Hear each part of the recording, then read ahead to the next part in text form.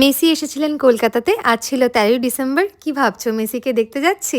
একদমই নয়। আজকে আমার সোদপুর বুকিং আছে। দেখতেই পেলে যেহেতু ১ বছর আগে বুকিং নেওয়া, সেক্ষেত্রে আমি যেতে পারিনি। তবে আমার ফ্যামিলি ফ্রেন্ডসরা কিন্তু গেছিল।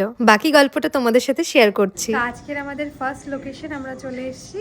এরপরে সেকেন্ড লোকেশন হচ্ছে আমাদের চন্দননগর।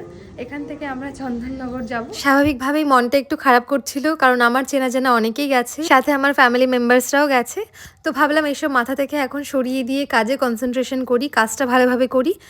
কারণ দুটো লোকেশনে যাওয়া ফার্স্টেই বলেছি, আর এখানে আমার স্টুডেন্ট পার্টি মেহেন্দিগুলো করছিল। নিচের সাইডটা কমপ্লিট হয়ে যাওয়ার পরে আমরা ফটোশ্যুট করে নিচ্ছিলাম। একটু শোকাতেও তো টাইম লাগে।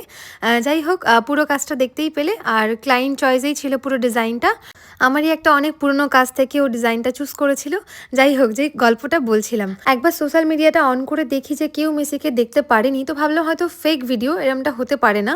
বাট বাড়ি ফেরার পরে আমি জানতে পারলাম যে ব্যাপারটা সত্যি। তখন মনে হচ্ছিল যে ভাগ্যিস আমি না গিয়ে খুব ভালো কাজই করেছি, কাজটাকে ইম্পর্টেন্স দিয়েছি।